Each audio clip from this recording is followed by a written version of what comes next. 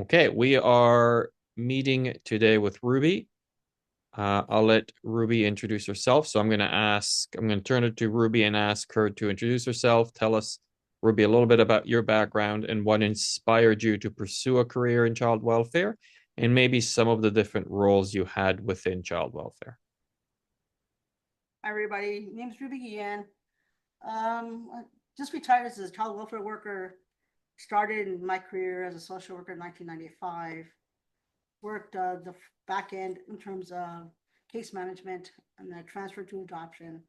Did adoption work for almost 7 years, working with mainly Latino populations from all sorts of different countries. Um, and then I transferred to command post where my job was to respond to the Tyree County system when a child was in critical need, emergency basis.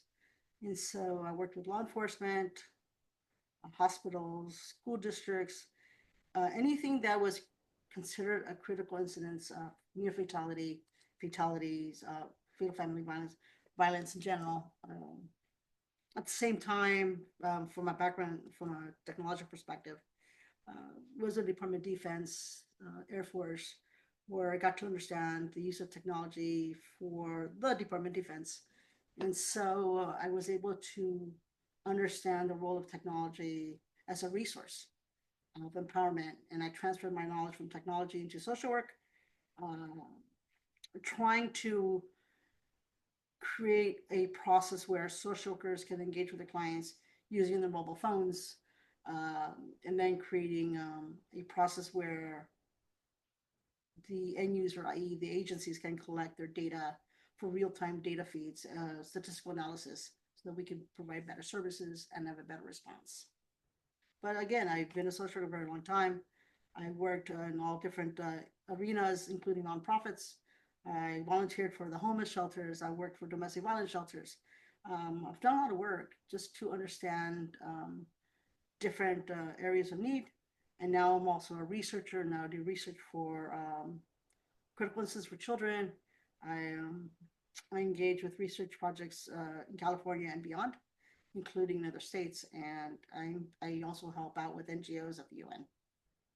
Wonderful.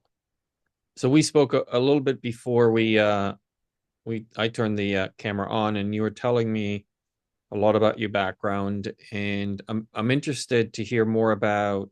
You said something about growing up in care, but you also said that um so I guess what inspired you to step into child welfare, given your background? Um, there's multiple things. I mean, when I was in foster care, I saw things that didn't make sense to me. Things that really made me frustrated, and I was bitter, and I was hurt from an emotional perspective. And so instead of being angry and holding a picket sign, I'm like, well, in order for me to understand what took place and why it took place, I need to understand the system. And so I thought that the best way for me to understand and learn is to work in the system.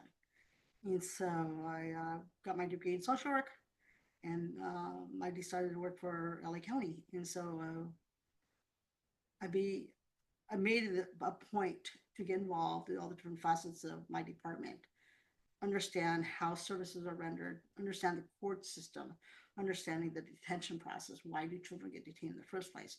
What are the variables that the agency looks at in order to detain a child? And what are those variables? Are they coming from the local, municipal? Are they coming from the county, coming from the state, coming from the federal? What is the federal stance on child welfare, or the perspective of child safety, HIPAA laws, captive rules and regulations, and understanding that child welfare has a implication from the federal level. And so that opened up my eyes, like, whoa. So the detention process, in my experience of child welfare, is not just a localized process. It's a federal process. And this federal process, you know, from all intents and purposes, is misaligned because every single state has their own interpretation of child welfare and how they engage. There's supposed to be some level of consistency from the federal government. Yes, there is, but the practice is and how you apply the practice is different. And for me, there's a big difference between process and practice, and people assume that to be the same thing, the same animal, but it's not. Process for me is the research, people that engage in the data analysis and understanding how do we create services and implement the services. Well, practice is the foot soldiers, the people go out in the ground and provide services. That's the practice. And so I saw the disconnect between process and practice. And so, how do you provide that process in such a way that the practice makes sense? And so, seeing that, now I was able to understand why things happened when I was taken away from my mom and dad, and understanding how those services and now those services are being rendered to my parents and to others that I came across. Um, so instead of like getting angry and holding a pitchfork or holding a sign and revolting against child welfare, I'm like, well, what can I do and to create a change with the construct itself? Like, what can I do? And so I'm always looking at opportunities to be that change, whether it's small. It's it's still a change. I'm still making effort. So um, again, it's all started from my understanding or not lack of understanding how the systems work. And I didn't want to be that person that just speaks out of her mouth without fully understanding the system. So I decided, well, if I'm going to make a change, if I want to do something, I need to understand how it works. Wow. So significant levels of resilience there, growing up in system and then deciding to step into it and understand it and make an impact. Um, can you tell us a little bit for those who might be watching Ruby and don't understand? Um, you talked to me about size. So you worked in LA. Can you give the audience a concept of size, population, your reach, responsibilities at the time, caseloads, and so on before we step into more of the job itself? Um, if you go online and you Google Los Angeles County, you will see that LA County is as big as 88 cities, does not include the unincorporated areas. So it's a bigger landmass. And you're looking at over 4,000 square miles. The statistics will say it's 10 to 11 million people, but we have a lot of folks that are crossing the California-Mexico border, and those folks are not accounted for. Then you have a very large homeless population. So statistically, it could be up to 12 million people. So when it comes to child welfare, they break it down by service provision areas. We call them SPAs. So you go to Google, say SPAs, LA County, and you'll see LA County breaking into SPAs. But as relates to child welfare, DCFS, I think it was 2006, 2007, I decided to work for Emergency Response Command Post. Reason why that is significant because the county departments, because there's many county departments, so it could be Department of Health, Department Parks and Recreation. There's multiple departments in LA County, and so like a department, even though it's in Long Beach or in Hawaiian Gardens or Covina, because it's a county department, that department is accessible to anyone in the county in 88 cities. So they have different, satellite offices throughout. So from a social work perspective, when you're assigned to an office, you have a zone, and that is your zone. You don't step out of the zone unless the parent or the child lives out of the zone. Then you will go out, but you're selected into a particular zone in command post because we are the ones working in the weekends and holidays and after hours. We cover the entire LA County.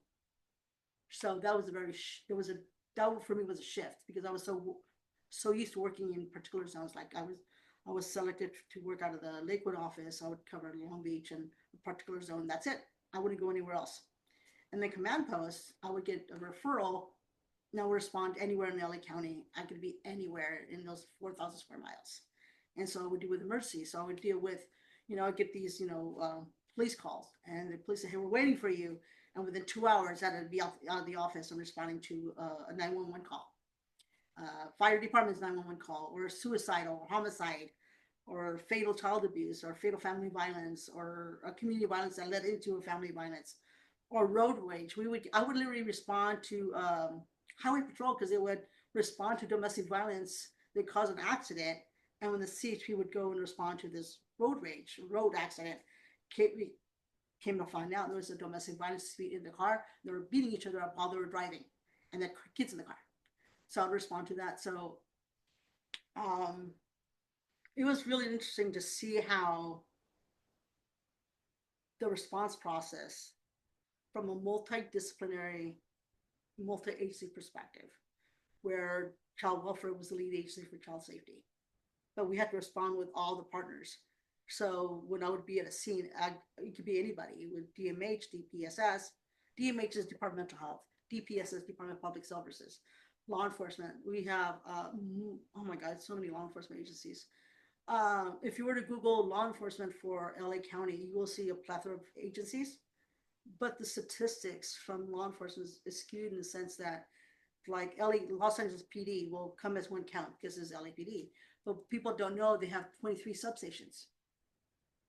So if you really look at all the police departments and all their substations and other partnerships, there's a lot more. So when I would respond to LAPD, I would have to find out what substation this case belongs to, and I work with law enforcement, work with the DA because some cases would come in for child welfare but had criminal issues, and so I'd work with law enforcement. If a child drowned and was in fire department, I work with fire EMT. If a child has broken ribs and or a skull fracture and was a baby, I'd respond to the hospital, ER, and transfer to the patient ward, and PICU, NICU, all those different divisions within the hospital settings. I was in there too. See, that's fascinating, and it's fascinating given how different countries and jurisdictions and states, as you said, here in Canada, it's provinces, and Europe, it's but how they each work alongside the other disciplines. And what you've just described is quite comprehensive. Mm-hmm. And it's fascinating to hear that you would work with all those different disciplines. Um, Right, Go ahead. but here's the thing. I think I know for a fact that LA County is the largest consumer and provider of child welfare services in the United States. Okay. It is. Wow. Um, and so I could say, based on our budget, just the county budget alone supersedes that of countries, Ooh, right? yeah.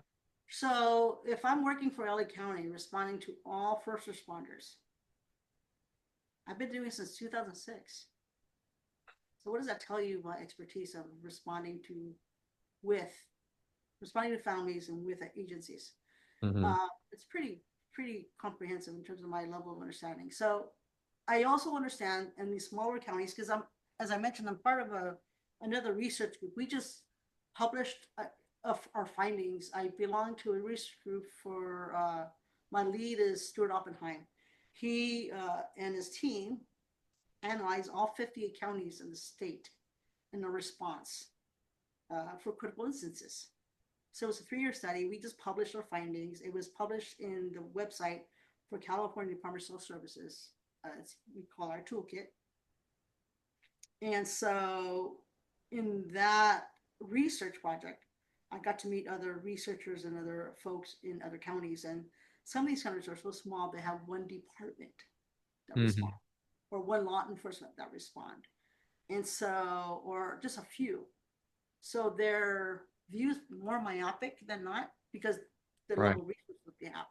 But in LA County, we have so many departments, so many people, we have so many different cultures, and frankly, we have our financials are very, very different. We have the very poor that live on Skid Row, Hmm. very to the very wealthy. We have Hollywood, we have radio, we have broadcasts, we have sports teams. I remember I would get a referral and I would go, I actually went to I can't say who it was, but it was a famous sports player in a team, right? And so then my next call would be someone Skid Row, Right. a homeless person. Right. So, and then there's areas in LA County were the incredibly wealthy Beverly Hills, Rodeo Drive, right? And so when I would get these calls from Beverly Hills, Rodeo Drive, I knew I'd be knocking the door. The first person I would see would be a lawyer, not the parents. Mm-hmm. There's protocols, right? So this is disparity of incomes, right? And I would see that as well. Right. So understanding how when I would respond, I would assume it would be a multidisciplinary and multi-agency response because Mm-hmm. even my department alone had a multidisciplinary process because we had so many disciplines within my department alone. So, that was a luxury of me learning from other disciplines, social work, sociology, psychology, anything from the humanities that they were in my department, including attorneys. So we had attorneys on board, we had public health nurses, so we had medical in our teams. So all these different disciplines were at literally my fingertips. Where Wow. other departments and other counties don't have that level, they don't have that luxury. And I'm assuming that other countries don't have that luxury either. And Yeah. so, and then when I would respond with different departments, going to different environments. I'd be in the police department. I'd be with the detectives. I would be with the coroner's department. I'd be with the coroner. I'd be at the hospital. I'd be in the ER. I'd be in the patient ward. I'll be walking with the patient. Because, like, say it was a baby with a skull fracture, I'd be with a baby on the gurney walking over to give the child x-rays. So I'll be meeting with x-ray technicians. Mm-hmm. So it was just an incredible experience that I was able to engage in such a high level with all these folks from all these different disciplines and all these different agencies. And it was constant every day. That's incredible. So we do want to hear more about that. Um, but quickly, can you give us a sense of uh caseloads? I know within the child welfare field, wherever you go around, people are interested about caseloads. So what would be a typical caseload for a frontline worker? Well, the caseloads have changed dramatically, and Okay. it's also command post is very different because in command post we didn't have a caseload. Basically, we get a referral and you respond to it, and then you write it up and send it off to the region ASAP. Unless it, Okay. unless it was a detention, you would do everything that you needed to do to write the petition, and you gather all the evidence. You reach with all your partners that actually touched the child and the family first 24 hours, and you gather all the information, all the reports. You batch it together and you send it off to the courts, and you have this constant dialogue with law enforcement. But that would be my caseload. But I was always literally responding every night. Um, Okay. so Okay, so maybe to clarify, so command post would be the emergency response, and once you've dealt with that, it would be transferred to a worker who would manage it ongoing. yeah, I understood now. Okay. right. So okay, so if we focused on your time at command post, um can you tell us because that's new to me, I've never heard of it, and I don't know if a Oh lot of yeah. people know what command post is. Can you describe your typical day? Not a tip, I wouldn't use that word, but a day in the command post. Well, see, the thing is, one thing about command post I liked a lot is the learning. It was learned by fire. Yes, it was. You literally learned by fire. It was really intense work. It was never a day that I was bored because there's for you to be bored was no. So my typical day would be that I would show up at work. Um, but here's an issue with me being command post. I speak Spanish, so I'm from. My parents are from Mexico, and so it was because I speak Spanish. And California is the border of Mexico, so we get everybody from Central South America, Mexico, coming through California. So most of my clients were Spanish speaking. Or a lot of folks were from indigenous countries that barely spoke Spanish. They spoke their indigenous language, like Guatemala. Guatemala has 37 dialects. And sometimes I would come across, they say, oh, this person from Central America, it's yours. No, or and then I would respond to someone from Guatemala and they speak a dialect. Then I'm like, we end up drawing like pictures, right? I feel like I was a paleontologist looking at lithographs, but so my typical day would be, I would walk in and not knowing what my day is going to be like. 'Cause I don't know. The hotline would receive all the calls from LA County, and then they would sort them through. And anything that was considered critical incidents, imminent danger, or something that needed to be responded to right then and there, then would go pass through to command post. And it was deemed Spanish speaking or Latino based, then I would get the call. And I would get my referral, I'd get my documentation, and I'd be ready to head on off the freeway, and I would be gone. Um, like I said, sometimes the referrals would be just a paragraph long. It was just really short narrative. I would try to do as much research as I can, but you really can't sometimes because there's nothing there. And sometimes I'll go with just the paragraph. And I would go into that. I would go respond with law enforcement, and it turned to be a real ugly mess. A lot of domestic violence, a lot, they're hoarding, children that are hungry, little kids with diapers full of poop. You can tell they haven't bathed in a week. And so, and then sometimes I'll get these referrals that like very long narratives, and I walk in, it was simple, nothing going on. It was just, parents are going through divorce and decide to throw them each other under the bus and using child welfare for procedure purposes to, get back at each other. So they use child welfare. So, sometimes I would get these calls that look really horrendous on paper. I'd show up and it was a dispute because of a divorce. And I get these calls that were like really simple, and they were horrendous. They were absolutely atrocious. So I couldn't assume. I had to walk in and understand that I had this referral, and it was based on domestic violence. I just assume, for safety reasons, I have to make sure that I'm safe. Get a hold of law enforcement and prepare myself to walk into the house. Prepare myself to work with agencies. When calls when I get those calls from the hospitals, I knew it was pretty significant because it's the hospital that's calling it in. It's not a false call. If the hospital is calling in, that means they're calling for a reason. And so I would have a lot more a better sense that this is a real call. If someone just called and it was anonymous, it could be just random neighbor getting angry at their neighbor for whatever reasons, and I would walk in with a 50-50 thought that whether this would be a real call or not. But if a police or fire, EMT, hospital teacher would call it in, I would assume that okay, there's something going on, and so I would prepare myself as much as I can to handle the call as respectfully and as comprehensively as I can. So Ruby, you talked about the vast differences between demographics. You could get a call at you said Rodeo Drive or Skid Row, and you'd have to prepare for those differently, I imagine.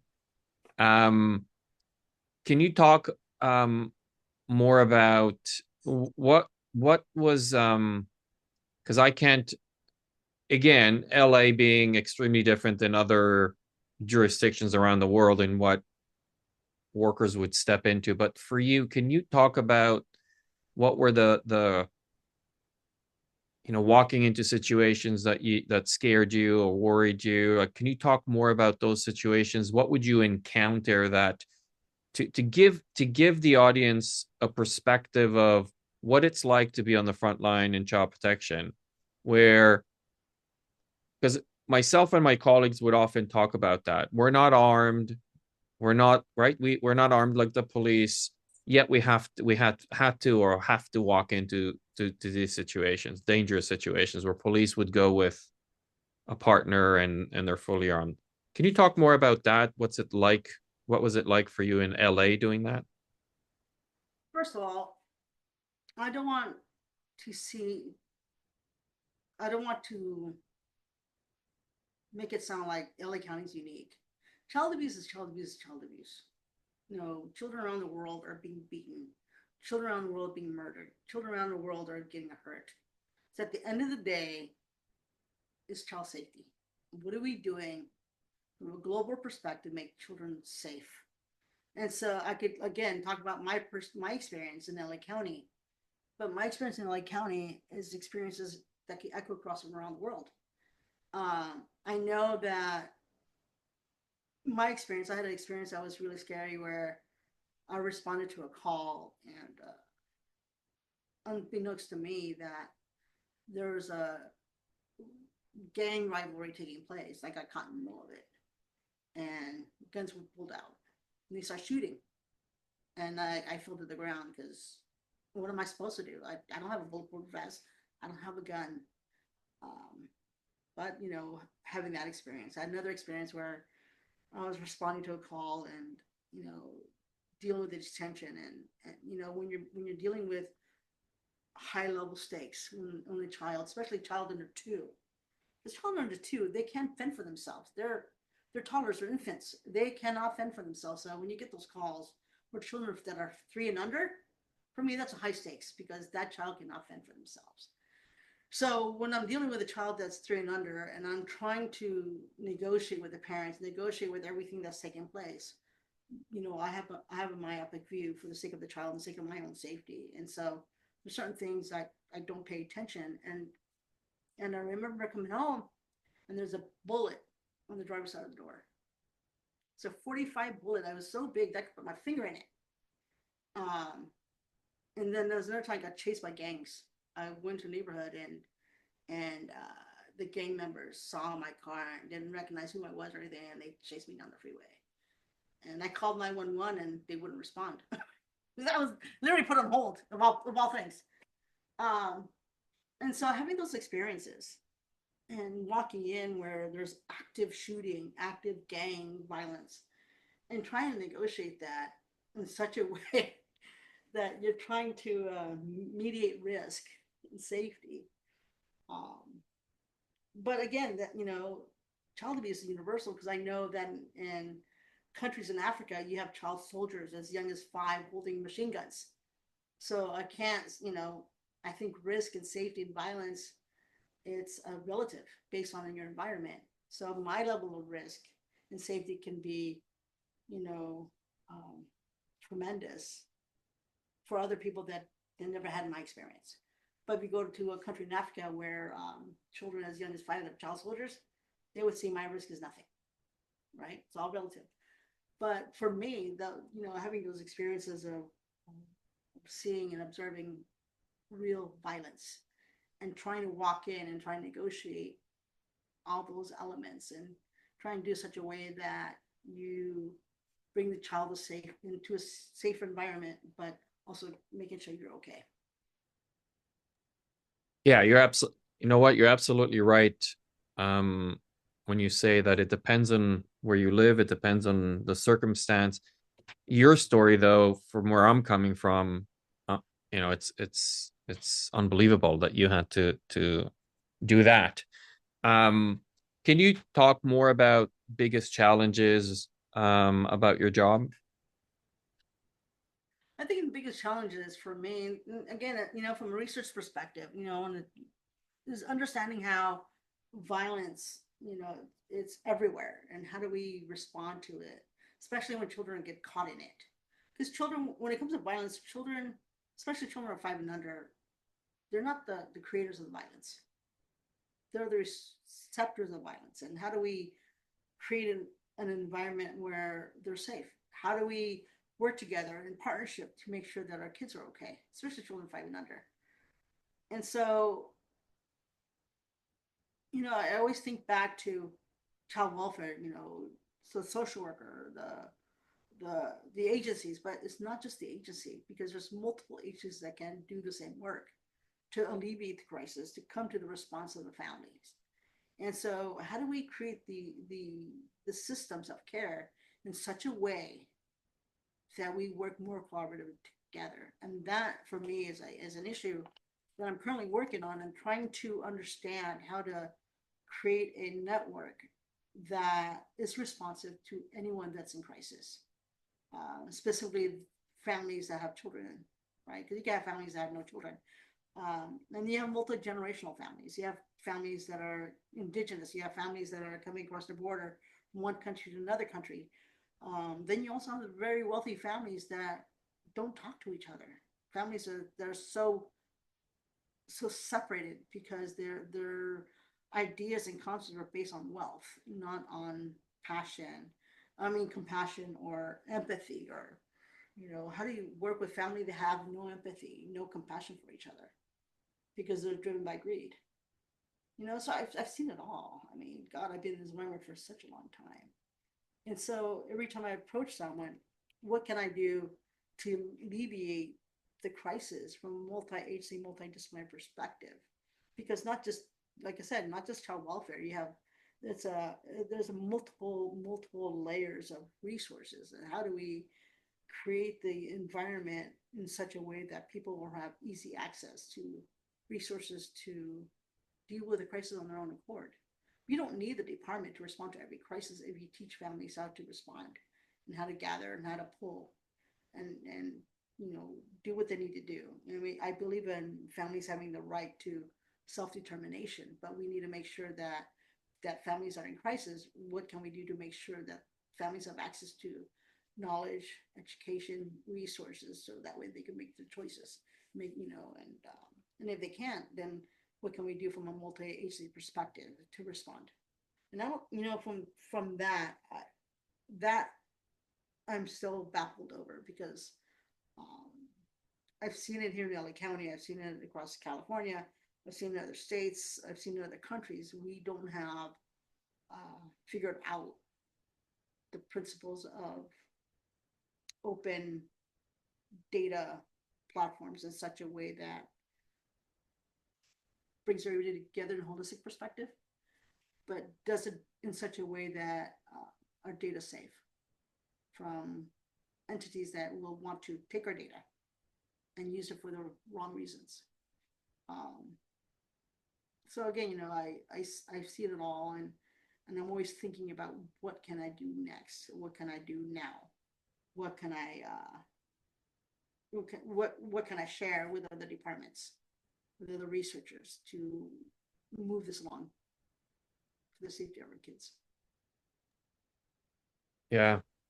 And what in your experience, or because you talked about being on the receiving end of services, then you've stepped into delivering the same services. What would you, after all your years of experience, say are the misunderstandings or misconception about your job, about what you did, or in about child welfare?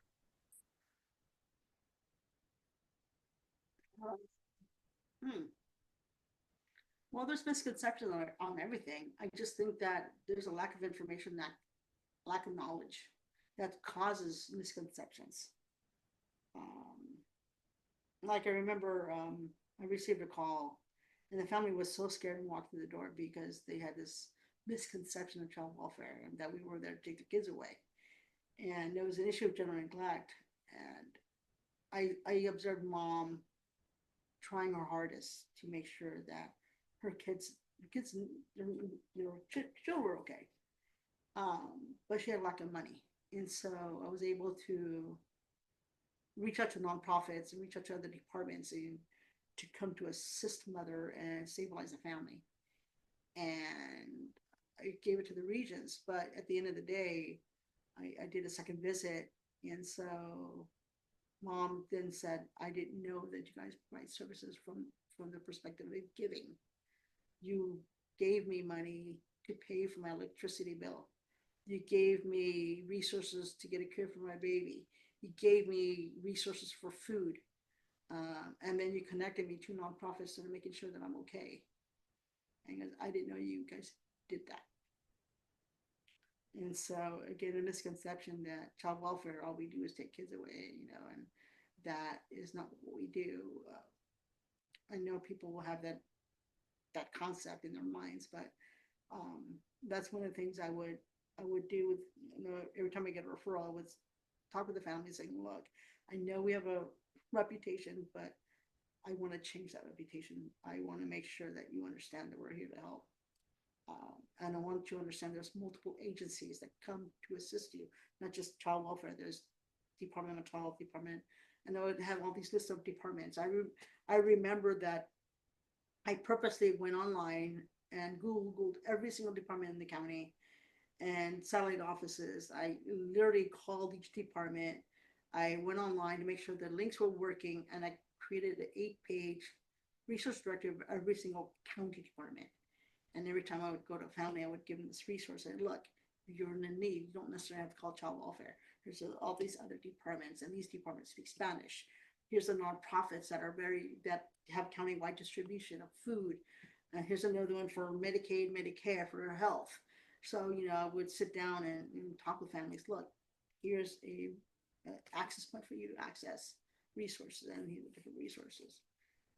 So, it's sometimes people have this misconception of how you gain access for children, and they automatically assume it's child welfare, and it's not. You have multiple departments that come into play.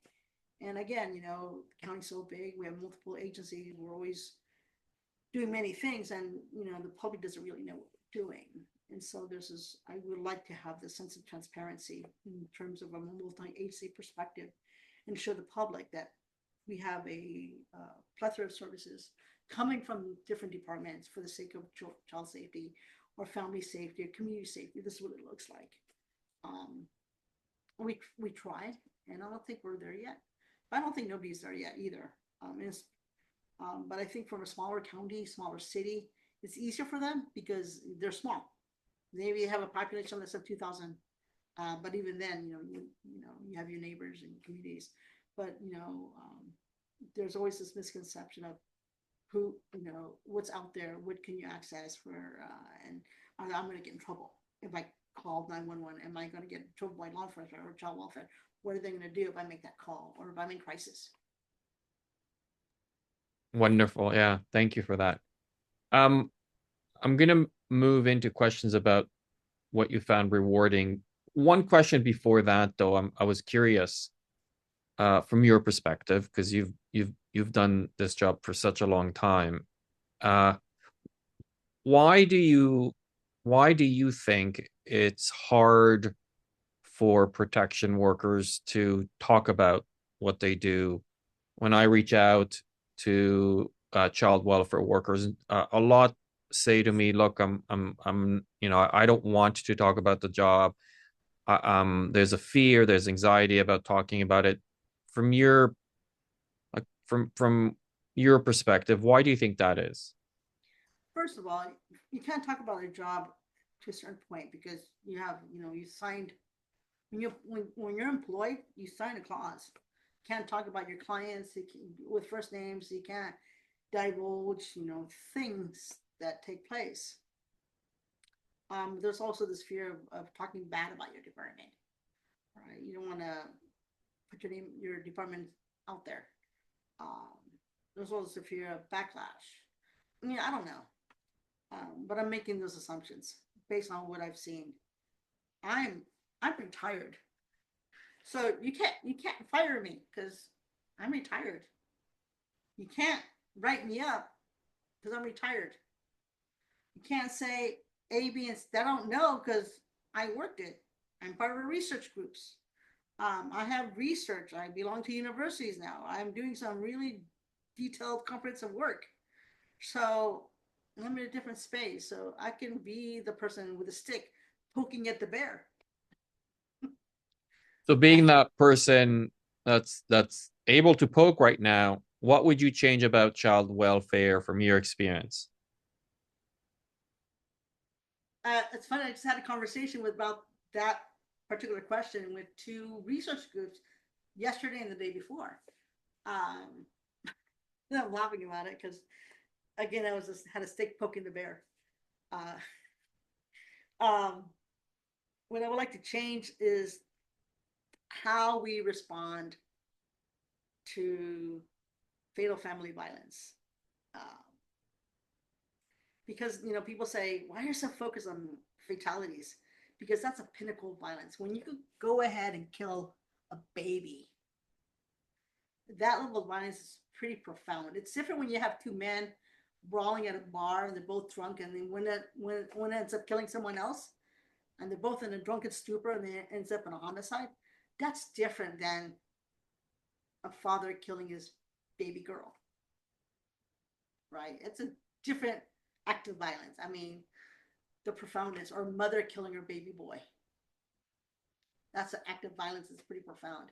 So if you're looking from a statistical analysis perspective and you don't want to look at fatalities at that granular level, you're creating a skewed process because you're not including that as one of your markers. Your finality, a marker of finality is at the top. You need to include that as a variable. And so I talk about fatal family violence from a baby that has been murdered because that is that finality of violence.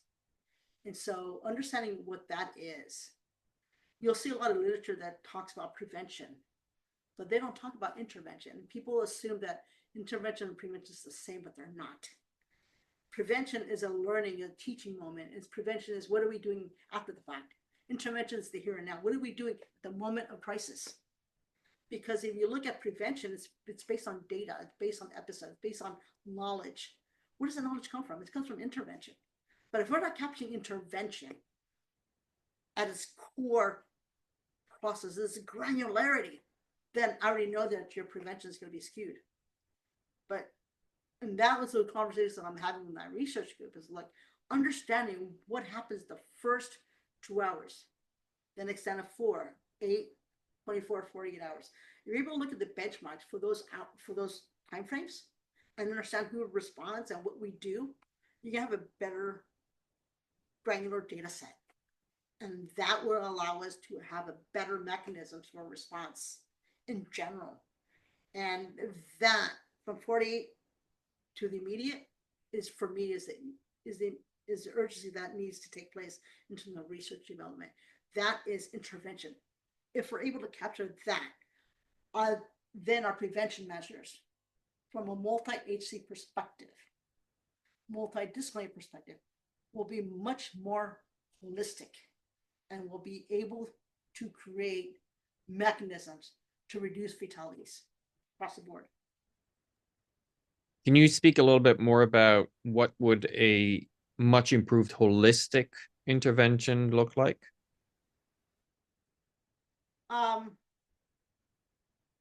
Like holistic would be when you get a 911 call and responding. I know, first of all, get fire EMT.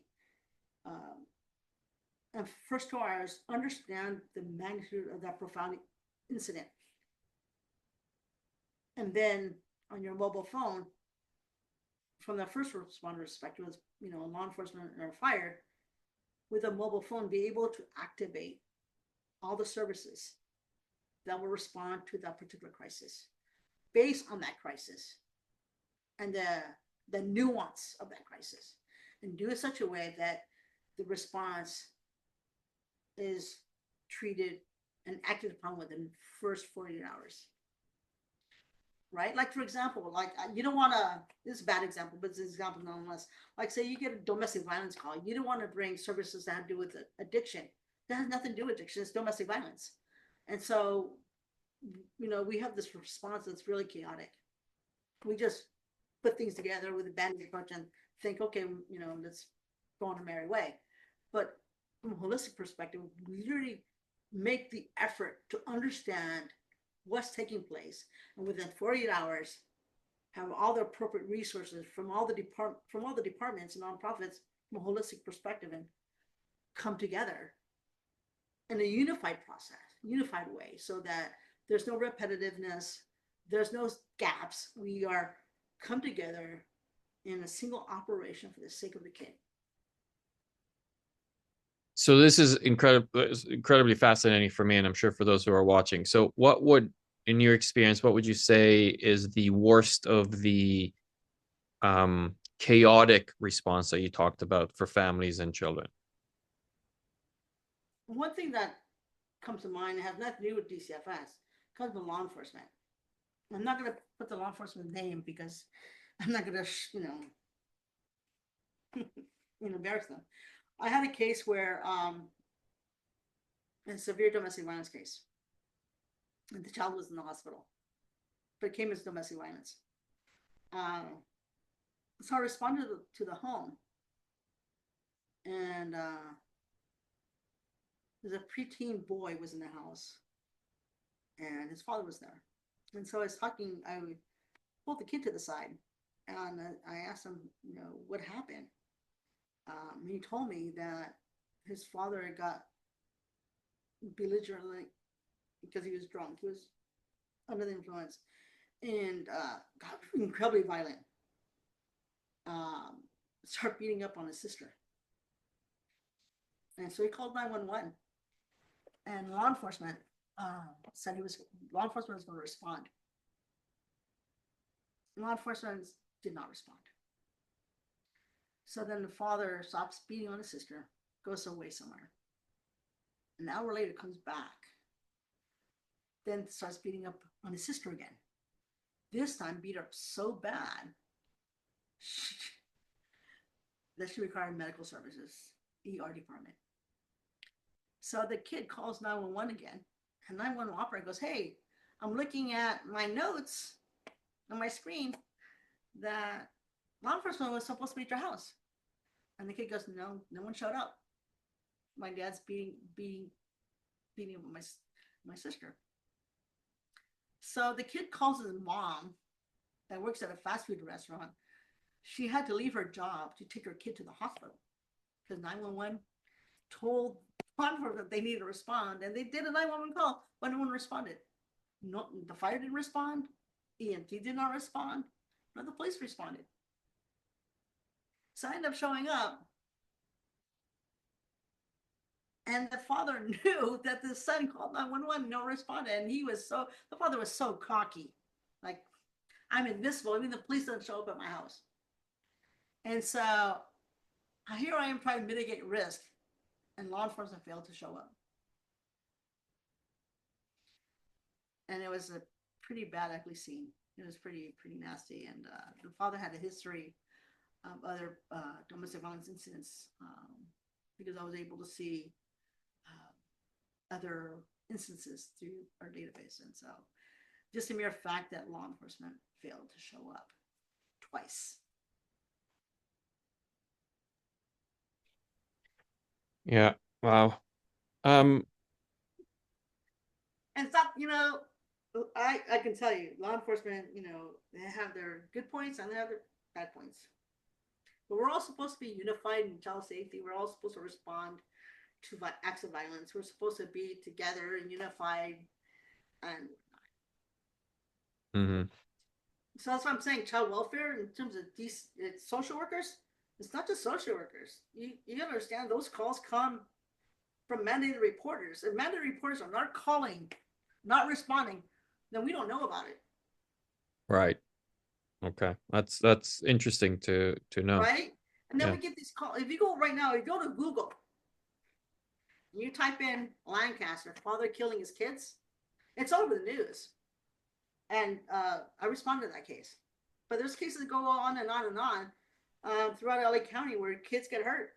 And first responders fail to call us, fail to do what they need to do. And it's not just police. You got fire EMT, you got other departments as well. You even have parks and recreations because sometimes you have, sex trafficking clients showing up at parks.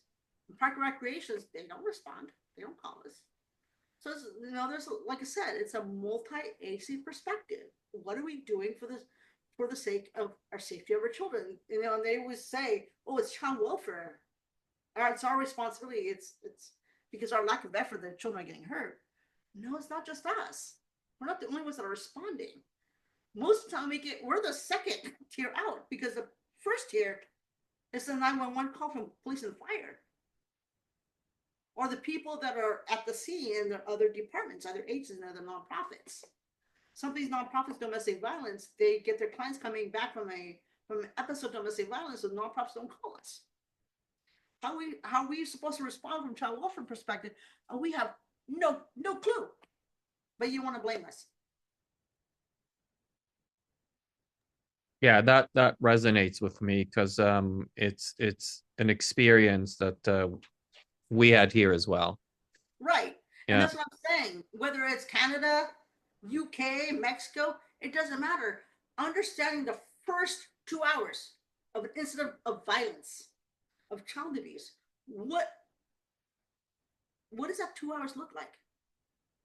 From a global perspective, around the world, what do the first 2 hours look like when there's an incident of abuse?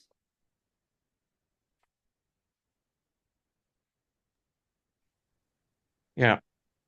Um, so if we shifted a little bit into some of the good experiences and the aspects of the job that you found rewarding, what would those be? What so hard job, um craziness, but what did you find most rewarding? What motivated you to stay in it for so long? Hmm. Um, Being a silent partner in child safety, because I've worked with many families, many children. Um, and I go about my day. Wouldn't tell people what I'm doing, especially the horrendous cases of abuse and everything that I was doing. Kept my mouth shut. Didn't say much. Um, it's about the work. It's about purpose and meaning. Um, I live with intent.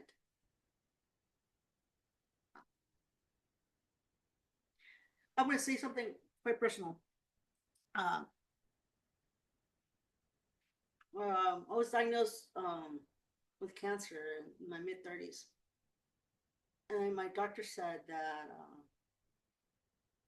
was going to be dead in 6 months. And at that moment, when I heard that, to understand that you cease to exist on this earth, it gives you a different perspective. Um, and I remember, I'm not much of a religious person, but I was contemplating with God. And I said, God, give me the opportunity to live beyond my 6 months. I promise you that I am not going to flounder my life away. I'm not going to waste my time. I need to live with purpose and meaning and give back. And so, dealing with that, my niece had cancer. She died. And on my computer screen right now, as I'm looking at my screen, there's a picture of her right on my screen. And that picture of is her 30 days before she died. And to see her die in front of me, I was with her when she took her last breath. And so death is real. We assume that we'll be here tomorrow. We assume that we're going to be here next week. Who knows? We take our life for granted until someone tells you, you're on this path and you're going to cease to exist on this earth. Um, it changed a lot in me. And then to deal with fatal child abuse and fatal family violence, community violence, you know, getting caught in that drive-by shooting, having the bullet hole in my car. The fatality is real. And understanding what's going to be your legacy when you die. How do you want to be remembered? Do you want to be remembered as someone is, excuse my language, greedy as fuck, and just want to pillage and take as much as you can to line your own pockets? Or do you want to be remembered as someone that gave a damn? You have a choice how you want to be remembered. Um, so, I also believe in karma in the sense that if I live with purpose and intent, then what I do for the sake of others, it will give me a sense of purpose, and also will give me an opportunity to change lives. And I mean, I just, I've seen a lot. Hmm. I've seen a lot. I mean, I talk with folks about how I've been at bedsides where I held the hand of a baby as baby's dying. You know, that baby had no fault of its own. Is became a victim of violence. That child will not have a prom. That child will not be married. That child will not have those experiences that I had. No fault of their own, and they're dying. And so understand that we all are human, and you know we assume so much. We do. Um, and so every day I try to figure out what can I do to push the needle forward. And that's when I work for command posts and I would come across these kids, like what can I do to make their lives better? What agencies do I need to call? What do I need to do? Who do I need to send an email to? And at the end of the day, I know I can only do so much. And so I evaluate myself, you know, all the time. Like, what can I do better next time? Especially with fatalities. Like, what can I learn from this fatality so that I can learn better? So if I come across a critical incident, I don't miss the cues. So I could provide a better mechanism so the child is no longer placed at risk.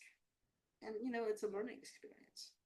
And I made sure that I try to learn as much as I can. And now I'm in this research groups, and I share what I know with the research groups because I tell them, look, I've seen violence, I've seen kids die, I've seen community violence. I responded to all sorts of calls, and we need to work together. We need to figure out how to keep kids safe. Um, but again, it's all comes back to what was my intent, um, and it's always with purpose and meaning. And it changed. It changed a lot when I was diagnosed with cancer. That was for me was the moment where I got to understand how precious our life is. We can't take it for granted. We assume, we literally assume we're gonna wake up tomorrow, and we don't have a guarantee. We don't, but we do. Everybody does. Wow, thanks for that. Thanks for sharing that story, Ruby. Um,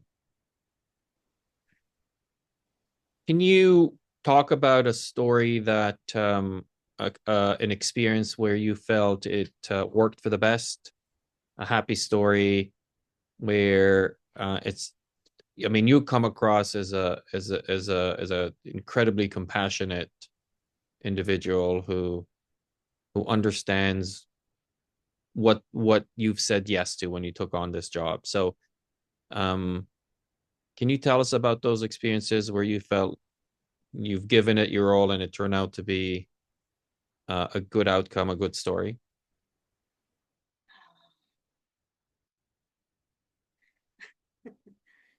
Yeah, it's funny because work at command post, you don't get the opportunity to do that. But it's weird. It's weird that I want to say it's weird. Um, I'm thinking. Sorry, I apologize. Um, Sometimes I'll get private messages through Facebook or LinkedIn. I remember a couple of kids, now adults. Hey, remember me? Because I was the kid that blah blah blah blah. I'm like, oh, how you doing? And he goes, thank you. You. I knew you had my back. I knew you when we met. I knew that I was gonna be okay because you came to me and you said that I was gonna be okay, and it worked out. And thank you. So yeah, I get these kids and literally reach back on Facebook, and I'm like, oh, so it catches me by surprise. Um, so like I said, I don't do my job for reward. I don't do my job to get an attaboy. I don't. get it. I don't do this job for accolades because I really I don't. What's the point? Um, I do this job because I really like my job. I'm making sure I just love it. I love being a social worker. Um, so, but yeah, I get response. I get private messages from clients through social media, and I'm like, oh, so it's kind of cool, getting those messages from time to time. Um, but intrinsically, I know what I've done with certain kids, and I could see the horrific environments that they live in, and seeing the grotesqueness of their environment. Um, I'm looking for a relative that's in much better footing, and making sure they have this constant connection to their culture, language, and family, but putting them in a safer environment. Um, just understanding that and knowing that. But again, it's not about me, it's about uh, kids. And this relates to your question, the way you say it, understanding that when you provide service to a client, it's about the client. It's not about a self-serving, uh, grandiose, you know, I need to fulfill my soul. So I'm going to do this. I'm going to play the hero. No, no. When I come across social workers and people in this profession, they want to have this the hero episode. I'm like, you're in it for the wrong reasons. you know, um, if you're doing the job, then you're doing it because you have purpose, not because you have a self-fulfilling prophecy, because you're short-sighted and you feel miserable and you're trying to feel good by the life of someone else. Yeah, that's important to hear. Yeah. So on the heels of that, what would you, if there happens to be an individual who's thinking about child welfare, who's watching this, what advice would you give them, recommendations if they're thinking about this field? They want to be in child welfare. I would want them to understand how come, not why. When you use the word why, it's judgment, right? So I would ask how come. How come you want to be into child welfare? Is it because you want to create change? Is it because something happened to you as a child and now you want to understand something better? I don't know. I would ask why. I'm sorry. How come? And if it's based on a particular paradigm, first thing I would ask is maybe you need to seek mental health services, to not because you need it, is to have a better concept of self, right? Because if you have a lot of trauma, most likely those traumas are going to be triggered when you're responding. And that response to that trauma, your own personal trauma, may have a negative impact in the work that you do. And understand you're in a role of power and influence, especially when you come into detain a child. Understand that your trauma may create an influence that may not be in the best interest of the child or the family. So what I would do is, for everyone, take a really deep look inside of yourself and understand how come you want to get child welfare, um, and sort it out, you know? No, I hear you. That's important. It's a great advice. Um, this last question is, a free for all for you to tell us anything you think, um, is worth telling the audience about. Maybe questions you thought I was going to ask and didn't ask. You thought maybe I should have asked. Anything that I've maybe not asked that's important to share. As I mentioned before at the beginning, I am now a researcher and I am doing a deep dive in technology and data science. I'm looking at artificial intelligence. I'm looking at robotics. I'm looking at how technology influences our profession, influences our response mechanisms. And it is my understanding that if we utilize technology in this space, it can create a profound change. But we also need to understand that the technology is put in the wrong hands or created by the wrong people, it's going to create a disservice. And so I ask everyone in the child welfare space, take a look at the technologies that are being used and do deep dives behind it and find out the reasons why a technology company wants to engage with your agency and what they want to do with their data and what they want to use with tech, and make sure you have legal clauses to keep these companies from abusing our data source. Make it very clear. Okay, that's yeah. I never thought about that, but incredibly important in the age of data collection and what's being done with it. Right, Absolutely. right. People don't, especially child welfare, because we're not technologists. Especially with AI, artificial intelligence is AI needs to learn, and it learns off of data stores. And if your data stores is slanted for a particular paradigm, the AI is going to multiply it and cause more harm than good. Hmm. We need to be very, very careful how we utilize technologies for the sake of our profession and the sake of our children, especially when we're looking at indigenous populations, vulnerable, marginalized populations. Uh, we have to be crystal clear of our position.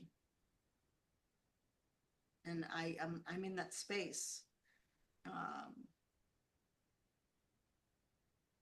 and so I'm always poking the bear from that perspective. Like, for example, because I am at Silicon Beach. I have friends at Silicon Valley, and perfect example, this past December, month of December, there's a lot of holiday parties in the tech industry, right, in Silicon Beach.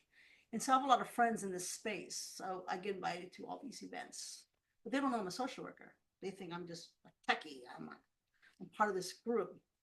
And so, kid you not, I just went to a tech party, it was a major event last week, and everybody that I was running into, I say 80% of the folks I was engaging with talked about how much money they want to make, as the money was our driving force for technology, as opposed to technology for creating something with purpose and meaning.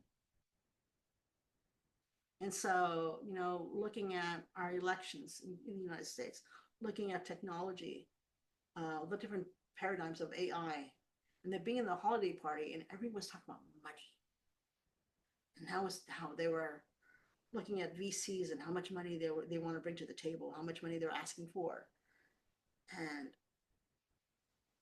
just a very few people in the whole entire space talked about meaning and purpose.